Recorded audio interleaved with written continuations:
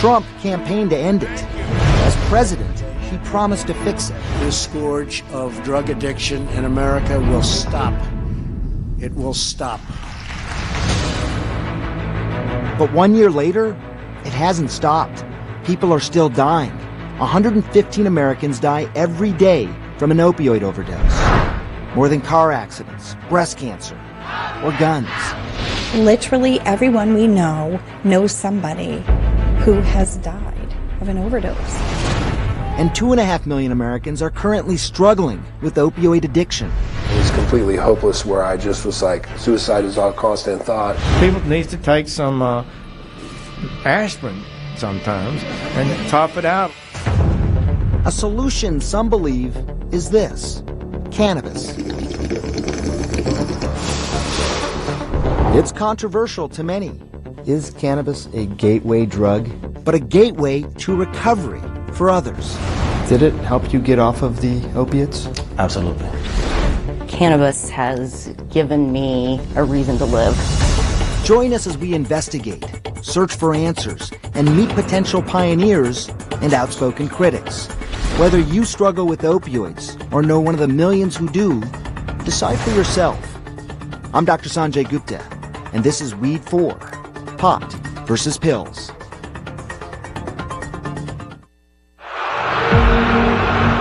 November 13th, 2013. Second and goal. Monday Night Football. James to the goal line. Ah, man, that day changed my life, you know. They've lost Mike James.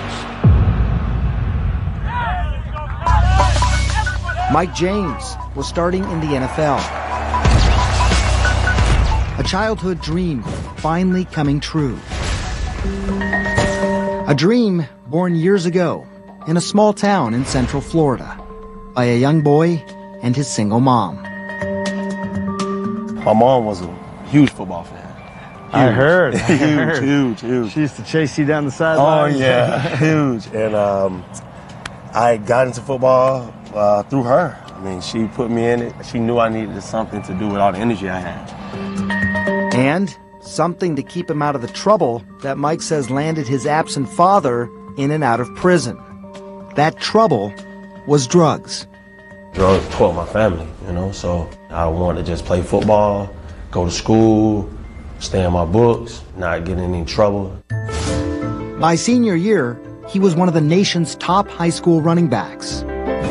Offered a full scholarship to the University of Miami, a known launching pad to the NFL. My mom, she was crazy excited. I mean, it was everything that I ever hoped for. It was everything I wanted, you know. And then, overnight, Mike lost his biggest fan. His mom died in a car accident during the holidays of his sophomore year. Mike's wife, Aubrey, first met him not long after that accident. For him to be all right and mentally deal with this, he was going to lean on football. The funeral was New Year's Eve 2010. Here's the pass, left side, Michael James. The same day as one of Mike's biggest collegiate games, the Sun Bowl. An excruciating decision. I was going to do the thing that made both of us happy. Play ball, you know. And She would have wanted you to be at that game. yeah, my mom, I know my mom, you know. Driven by grief, Mike became relentless, pursuing that boyhood dream of playing professional football. He was drafted in 2013 by the Tampa Bay Buccaneers. Second and goal. And that takes us back to Monday Night Football. Mike James on the carry. 2 yards from the goal line, Mike went in for a touchdown. And he comes right down on that left ankle. The pain I was feeling was excruciating. He was in some pain. Aubrey raced down to be with her husband. He just was very calm and he was like, yeah, I broke my ankle. And immediately I just burst into tears. Mike needed surgery.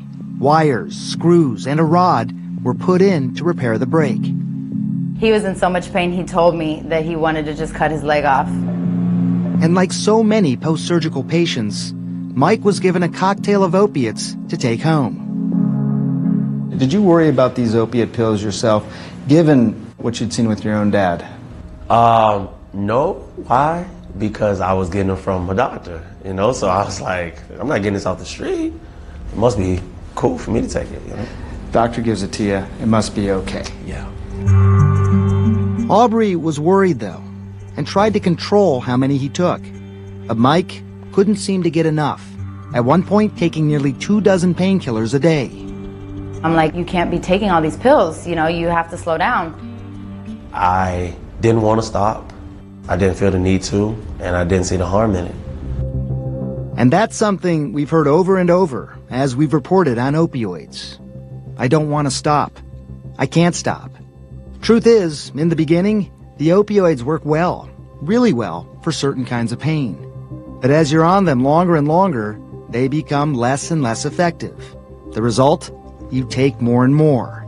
And that's when they become dangerous. Opioids, unlike just about any other drug, can turn off your body's natural instinct to breathe.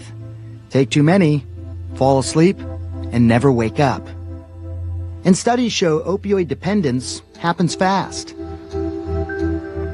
Within weeks, Mike James had joined the millions of Americans dependent on opioids, putting himself at risk of dying every day and making him feel awful along the way.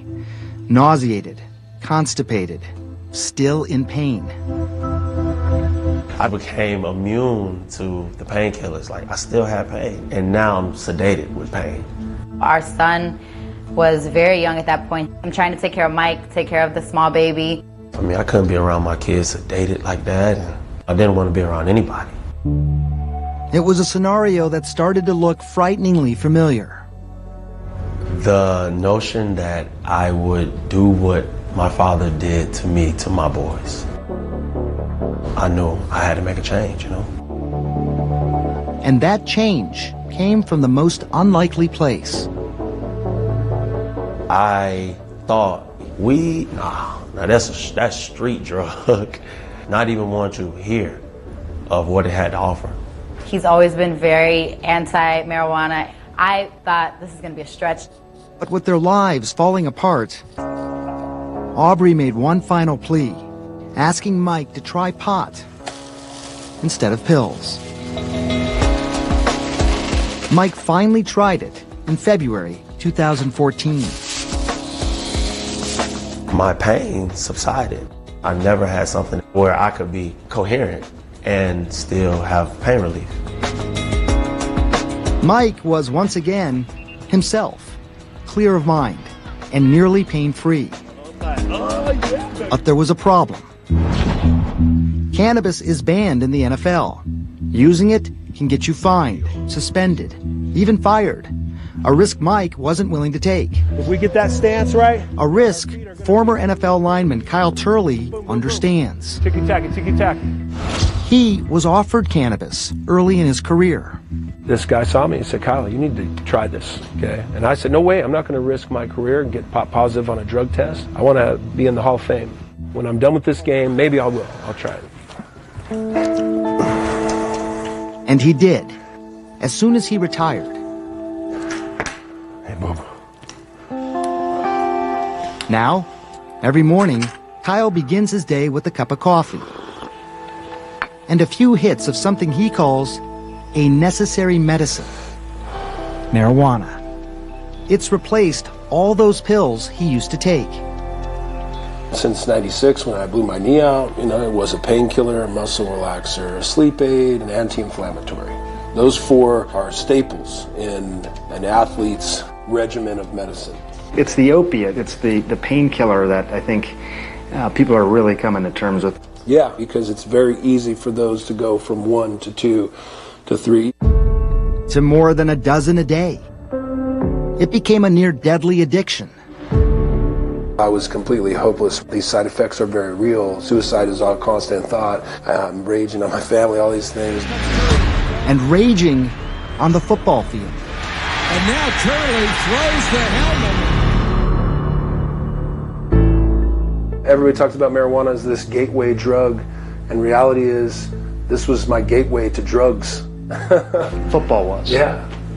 In many ways, football players are the perfect population to see just how bad this opioid crisis really is. One study shows that former players abuse opioids 4 times more than the general population. It's a tough, brutal game after all. Constant pounding, hard hits, lots of pain. Kyle Turley, Mike James, they felt they needed the opioids just to be able to do their job. Your production is how you get paid. And you can't produce, without playing on the field. Opioids, they were told by doctors, were the best way to keep going. I got into pain medicine at a time when we didn't have very good treatments for pain. Dr. Mark Wallace is the director of the Center for Pain Medicine at the University of California, San Diego. He, like most of us doctors, was taught in medical school to prescribe opioids. We were told that, well, there's evidence that the use of opiates are probably not that risky, and that we should use them more liberally. They don't wear out. It was the 1990s, and doctors were seeing a lot of commercials like this one. These drugs, which I repeat are our best, strongest pain medications, should be used much more than they are for patients in pain. Problem is, while they were FDA approved for some kinds of pain, they were never intended to be used long term. We started to see patients who were prescribed opiates for their pain condition who had never been addicted to anything, becoming addicted to those drugs. Dr. Nora Volkov, the director of the National Institute on Drug Abuse, believes that was the beginning of our opioid crisis. We knew that there was a danger. We knew that they weren't as effective after a period of time, and yet it still happened anyway. Marketing. We started questioning whether we should be using opioids, but we didn't have a lot of good alternatives at the time. Proposition 215 made medical marijuana legal. Prop 215 allows the sick and dying to use marijuana for medical reasons. When it was legalized, I didn't jump on the bandwagon and say, oh, I'm going to start using it. I was asking myself, are we going to make the same mistake? Because there's not a lot of evidence with cannabis either at the time. But there was history. Before marijuana was banned in the 1970s, it was used for more than a century as a treatment for many disorders, including leprosy, epilepsy, and pain. And so you have to consider that. I started looking at medical cannabis as an alternative to opioids. In 1999, the California state government gave $10 million to Wallace and others to study the plant at the Center for Medicinal Cannabis Research in Southern California. Within a decade, there were half a dozen studies to show that cannabis could relieve certain kinds of pain. The results made the cautious doctor more comfortable. He started to use cannabis in his practice as an alternative to opioids. 80% of his patients, hundreds of patients, were weaned off of pills using pot. How are you? Hi. Thank you. Nice to meet you. You too. Patients like Mark Schechter. You feeling okay right now? Feeling pretty good. Which is amazing when you consider Mark has an extremely painful spinal disorder that left him partially paralyzed 10 years ago. The nerve pain was something I never experienced before in my life. Relentless and chronic. Doctors offered opioids, Percocet, OxyContin, fentanyl. Roughly 10 tablets, different medications, 10 tablets a day. Every day. Every day. I had doubts how well they were working.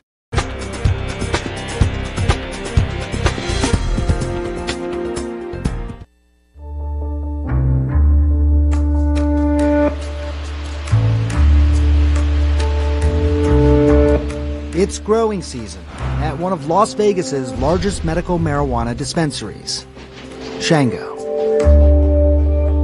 Is this what the grow fields of today look like? They are. Indoor, these are a lot larger. 50 different kinds of cannabis are grown and cultivated here. Thank you very much. Kyle Turley is a loyal customer. Here's Shango. I drive all the way back from Southern California. That's nearly 500 miles round trip to restock his supply of cannabis every month. There's a lot to say for cleanliness, purity of product, consistency, all these things that in the marijuana program in California still even, it's hit and miss. At the end of the day, this is my medicine.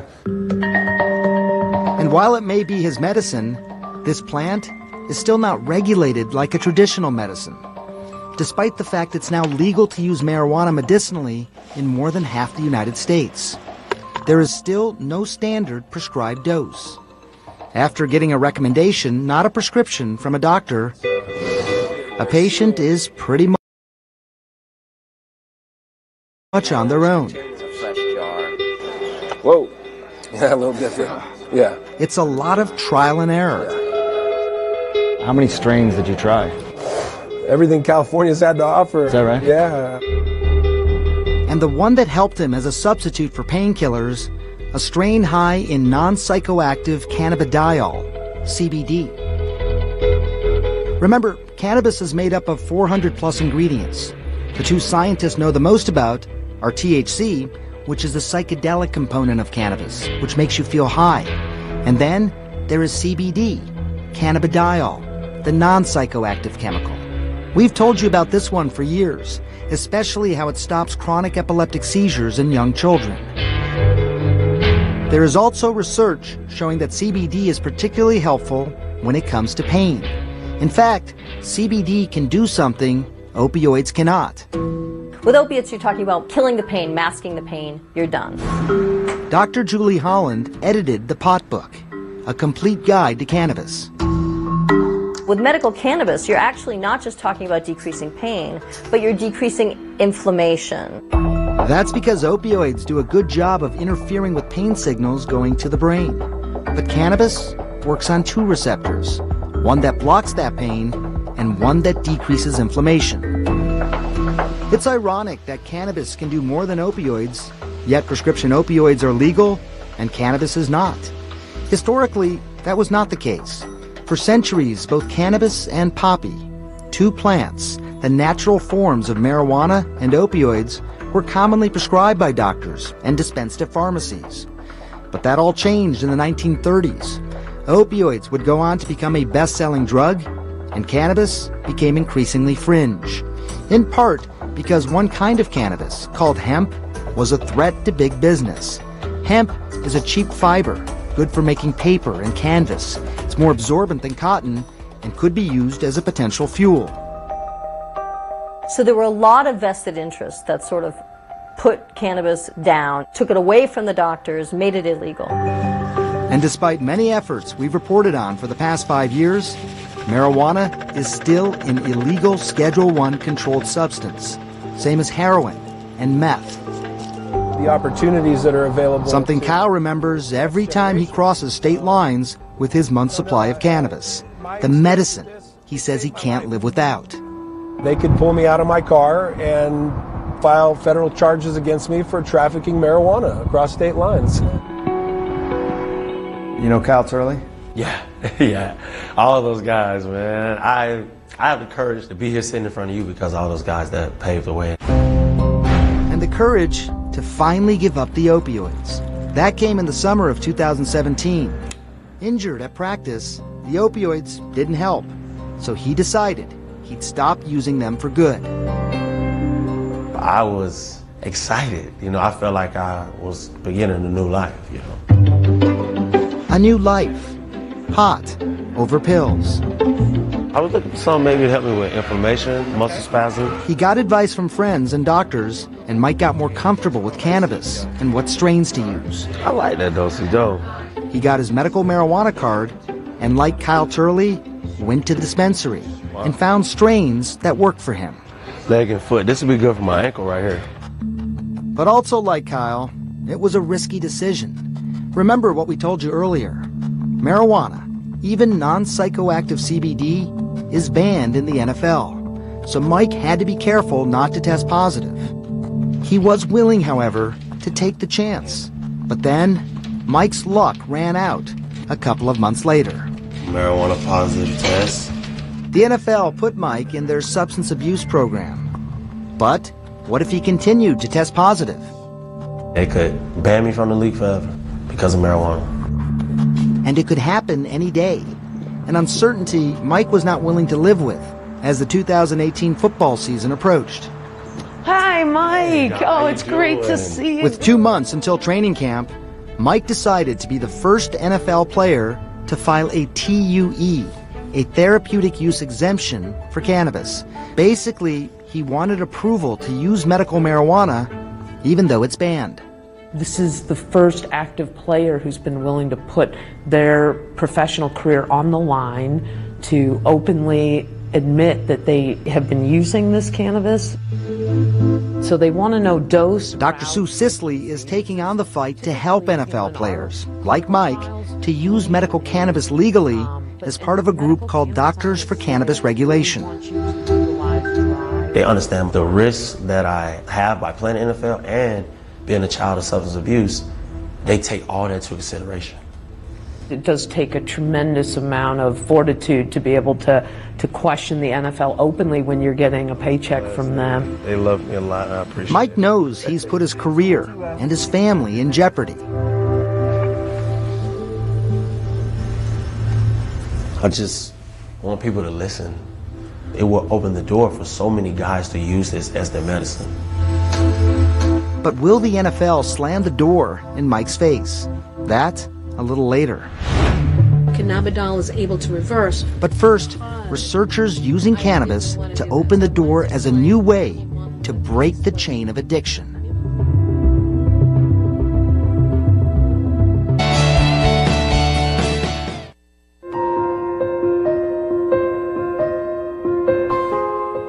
Poppy, a beautiful flower that looks harmless enough. But the opioids derived from this plant can turn people into addicts. They start seeking them out, and at the cost of everything else, even their death. Yasmin Hurd, director of the Addiction Institute at Mount Sinai in New York, says that's because these pain pills make profound changes in the brain soon after you start using them. This is where you actually get to look at the brains. Exactly. Hurd collects brains, hundreds of them, from opioid addicts who have overdosed. It's grim work. Is there anything that's different about the brain of someone who's an addict versus someone else's brain? It's not the gross changes, it's how the cells communicate with each other that are changed. Hurd showed me under the microscope. This is a healthy brain. Lots of cells, lots of connections. It's beautiful, the branching. The communication is essential for every single thing we do. This is a brain on drugs, specifically opioids. So one of the things you can see is that there's not that many networks. It just looks like a poorly populated neighborhood. Exactly. This is what a brain disease looks like.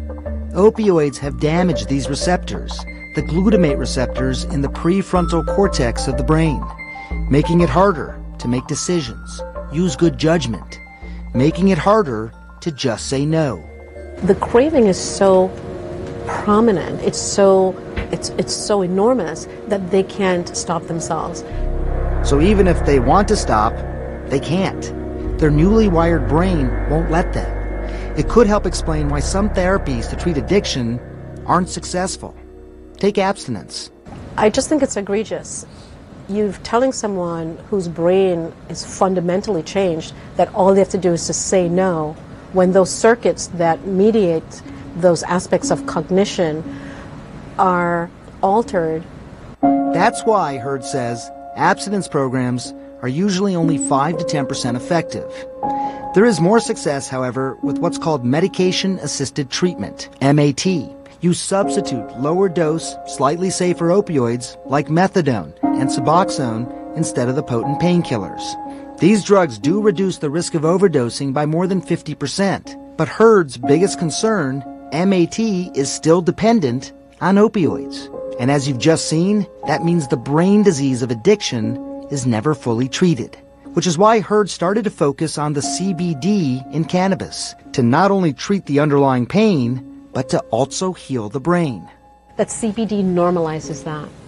So by normalizing glutamate, you can restructure and normalize back the impairments in the cellular, at the cellular level, at the molecular level.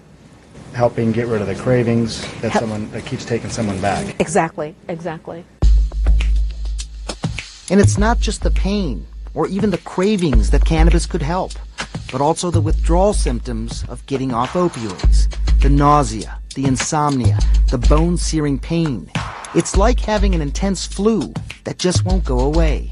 The withdrawals from opiates was horrific. They tell them, we'll get you through that as we're trying to wean you.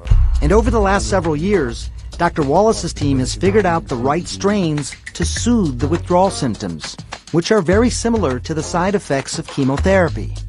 No surprise, because for decades, studies have shown that both THC and CBD can help cancer patients in treatment. Did it help you get off of the opiates? Absolutely. 100%. You hear about CBD being able to help people with their withdrawal type symptoms that they get trying to come off of opiates. You even hear, as you mentioned, that CBD can help repair the brain. Is that as promising as it sounds? As a scientist, I definitely try to be optimistic. But also cautious. She knows we need more research, but getting that done is not easy. It's something we've reported on for years. Because cannabis is a controlled substance, getting federal funding is difficult, and getting the actual cannabis to study is challenging. It took Yasmin Hurd 4 years just to get started.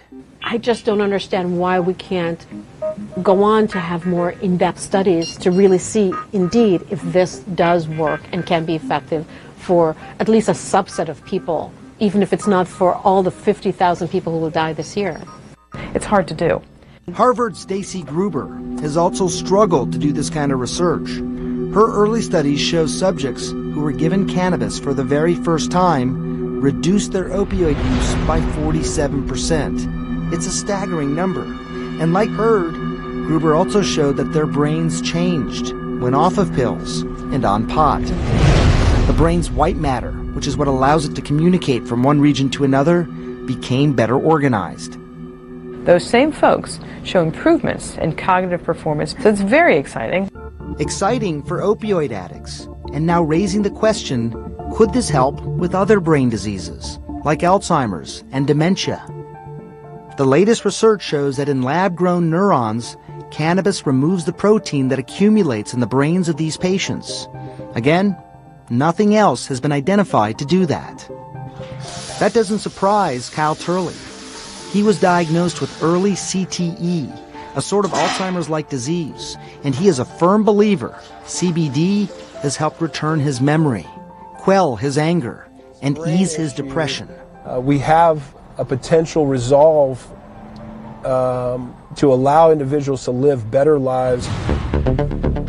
But to know for sure means more research, which, as I've told you, is hard enough. And it might get even harder. If I were sick, I wouldn't suggest you take marijuana. That when we come back.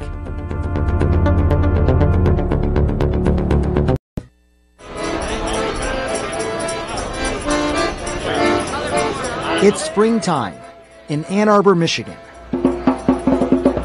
For 47 years, this rally has been held every first Saturday in April at high noon to fight for the reform of marijuana laws. It's time to put players on the field with a less harmful medicine. With his career and reputation on the line, Mike James is telling the world that cannabis worked for him. It's time for their doctors to start listening to my doctors, Dr. Sue Sisley and Dr. Mike is traveling around the country with Dr. Sue Sisley from Doctors for Cannabis Regulation. It's been a month now since he petitioned the NFL for a therapeutic use exemption for cannabis. This is my medicine, you know what I mean? It is not like it's not a game or anything. Mike's case is such a perfect example of why cannabis needs to be made available, because he's really not a candidate for opioids. This crowd seems receptive to that message, but that's not the case 500 miles away in the nation's capital. The use of marijuana is detrimental. Marijuana is not a healthy substance. If I were sick, I wouldn't suggest you take marijuana to cure yourself. Attorney General Jeff Sessions, who declined to be interviewed for this documentary, has made it crystal clear he sees no good to come out of marijuana, including cannabis's role in the opioid crisis. I'm astonished to hear people suggest we can solve our heroin crisis. Have you heard this? By having more marijuana. Well, How stupid is that? These pills become so addictive. The DEA said that a huge percentage of the heroin addiction starts with prescriptions. We think a lot of this is starting with marijuana and other drugs. Marijuana as a gateway drug to more dangerous, more lethal narcotics. It's a notion that has steered policy and public opinion for decades. Leading medical researchers are coming to the conclusion that marijuana, pot, grass, whatever you want to call it, is probably the most dangerous drug in the United States. But what if that long-held notion isn't true? There is really no evidence that cannabis is the gateway to hard drugs. 10 years of clinical experience, I have never seen it. Gateway, sure. Gateway to recovery. Gateway to feeling better. Gateway to getting my life back. Cannabis can actually, as opposed to being a gateway, it can be a terminus. It can stop drug use. These are the researchers who write the books, advance the science, grow our knowledge, and they are seeing an increasing body of research suggesting marijuana can actually stop addiction and help offset the opioid epidemic. A Rand Corporation study, funded by the National Institute on Drug Abuse, showed something few initially expected. Between 1999 and 2010, states with legal functioning medical marijuana dispensaries have seen lower opioid prescription rates and fewer deaths from opioid overdoses. Fewer, not greater. We're going to be looking at 64,000 deaths in 16. We got to stop the deaths. Both former Governor Chris Christie and former Congressman Patrick Kennedy served on President Trump's Commission on Combating Addiction and the Opioid Crisis.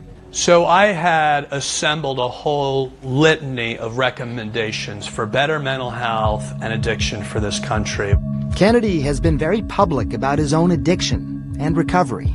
I was on Suboxone for a number of years. It definitely stabilized me. When someone is out there in the throes of opioid addiction, it is 100% sure that if you give them opioid replacement therapy, you get them stabilized. For Kennedy and the rest of the Opioid Commission, the best way to save lives is expanded access to MAT, medication-assisted treatments, not marijuana. The commission was reacting to a number of questions about whether you could substitute marijuana for opioids, and obviously people would be stoned, but they wouldn't be dead. Zero fatalities. It's a point that has come up over and over again. No one has ever reportedly died from a marijuana overdose. Would you say that cannabis is safer than opioids? Is that a fair statement to make? In terms of overdoses, absolutely. If physical pain could be treated in this way, in a way that's less risky, in the midst of this opioid epidemic, isn't that worth considering? No, it seems eminently sensible to, if you're looking at the lesser of two evils. But by that logic, you know, we'd be accepting a lot of stuff in this country. And in my view, if we really want to get medicines to people, then we go about it in the way that we've always gone about it, Sanjay. And that's called NIH research, clinical trials, FDA approval. And the reason we have that, as you know, Sanjay, is because of safety, efficacy, and risk. It's a fair point, but the President's Commission did not recommend any research into medical marijuana nor any of its compounds, including non-psychoactive CBD. A mistake, a missed opportunity, according to researchers like Yasmin Hurd. It should just be treated like everything else. Let it have its due process, and let's see what evidence is there for it treating or not treating a particular symptom or disorder.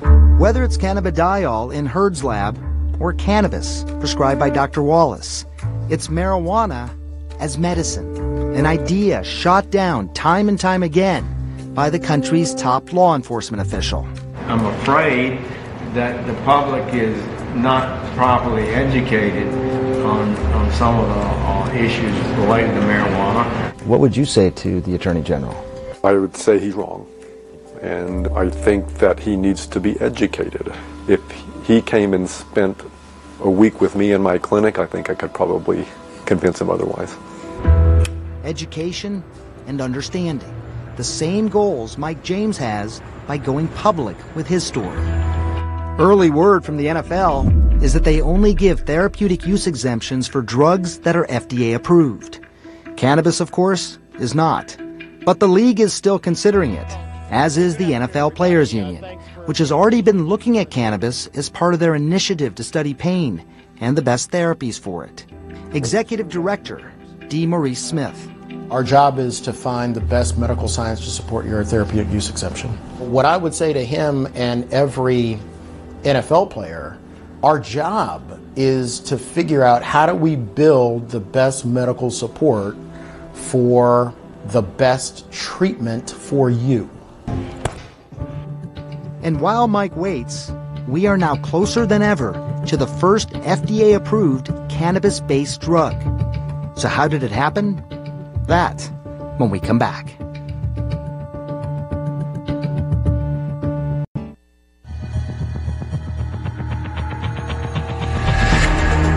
Thousands of miles away from Mike James and the NFL, a big breakthrough brews in these secret labs. This is probably the most TLC for a weed I've ever heard of. One would hope so, absolutely. When we visited here 5 years ago, it was a dream that's now about to become reality. GW Pharmaceutical CEO Justin Gover. We're now just a matter of a couple of months away from potential approval and launch of the first ever plant-derived cannabis-based medicine in the United States. The first of its kind, a prescription medicine made from cannabidiol, CBD. It's called Epidiolex, a liquid solution that potentially can help thousands of kids who suffer from epileptic seizures. Young children like Vivian Wilson and Charlotte Figge, who you met in our previous weed documentaries. We'll just have to do it the old-fashioned way. There! When it came to finding the right treatment for their kids, these families were often left to trial and error. So we just add more oil then, or we add more weed? In some cases, even extracting the badly needed medicine in their own kitchens. We can assure patients that they receive the same product day in and day out. 5 years ago, when we started reporting on this, things were desperate. Parents left with the choice of cannabis or death. Researchers weren't behind them. Society had turned its back. And now we are on the eve of a new drug being approved. Could the same happen with opioids? Could pot become a reasonable and accepted alternative to pills? We have seen in early studies the potential for cannabinoids within the drug addiction field and within the opioid sparing and pain fields as well. So, like with many other areas, we're at the cusp of a new era of potential uses for cannabinoids. FDA Commissioner Scott Gottlieb. If you can demonstrate that a product based on marijuana or derivative of marijuana can be used as a safe and effective alternative for some condition, we want to look at that. But cannabis-based pharmaceuticals for pain and addiction are still far off on the horizon. In the meantime, all over the country, people have taken action, unwilling or unable to wait any longer. Like in Maine, known for its rugged coastline, fishing villages, and iconic lighthouses. And now, known for overdose deaths, which have doubled here over the past 3 years. Jamie Higgins lost her brother to opioids. Battling the opiate crisis is going to come down to us doing things that a lot of people are going to feel uncomfortable about. It's going to be, I think, those shocking changes that really bring change to the epidemic. Shocking changes and bold steps. And the cannabis, I think you're using it really well. When will the medical community catch up with what their patient populations are doing? With 2 outpatient clinics in the state, Dustin Sulak has treated hundreds of people who have used cannabis to wean off of opioids. We see the drug list just whittling down and down. There's no pill, there's no spray, there's no drop, no puff can completely solve this problem. But cannabis, when it's used in the right way, can take a big bite out of it. So far, it's worked for Angie Slinker. I know I'm never going to be pain-free, ever. But cannabis has given me a reason to live. And cannabis has also worked for Doug Campbell. They are both patients of Dr. Sulak, and they believe without medical marijuana, their addiction would have killed them. Doug tried everything to quit opioids. Dozens of rehabs, including the gold standard methadone and Suboxone treatments, but nothing worked. And then you tried the cannabis. It filled the void. I don't want to overstate or understate this, but decades of opioid use, 32 times in and out of rehab. You try the cannabis and it works instantly? Is that real? That's real. I have no craving. I have no desire. I do not have any thought about it at all, period. But to so many, these stories, the thousands of stories around the country, are simply not enough. I have not seen a single study that has shown that by giving a patient suffering from an opioid use disorder cannabis, they are able to stop taking opioids. We cannot be guided by wishful thinking. We need objective data. People are dying. You cannot help dead people. There's no waiting. This is Transformation Pain Cream, and it has 400 milligrams of active cannabinoids. It's got THC, which is excellent for pain relief. Roxanne Gullickson recently opened one of the only pot-based substance abuse treatment programs in the country. We're good families, but literally everyone we know knows somebody who has died of an overdose. How ahead of the curve, if you will, is Maine and is what you're doing in all this? We're pioneers. We get a lot of pushback, but having actually experienced it, to not share it would be immoral. It's a message being heard in the state capitol, even by the most conservative politicians. Republican State Senator Eric Brakey is proposing radical legislation. He wants to add opioid addiction to the list of qualifying conditions for the state's medical marijuana program, making it easier for opioid addicts to access cannabis. It's an age-old debate, is this idea, are you trading one drug for another? Even if we are doing a trade from a narcotic that people can overdose on to a plant that is non-narcotic and no one has ever overdosed on in the history of the world, you know, if that's the trade that we're making, then that sounds like not so bad a trade. And Senator Brakey isn't the only one willing to make that deal. Medical marijuana. Medical marijuana. A big announcement by Governor Murphy about medical marijuana. One that I think should be considered, and that is recovery from opioid addiction. Other states like New Jersey, Connecticut, and New Mexico are now considering similar legislation. All people are asking for is the freedom to make their own choices with this, to try something for themselves as they are attempting to break the grip of addiction. It's the same freedom Mike James is asking the NFL for as he fights for a therapeutic use exemption for medical marijuana. If approved, it would be the first of its kind in any professional sports league. It would also mean Mike James would no longer have to choose between the sport he loves and his health.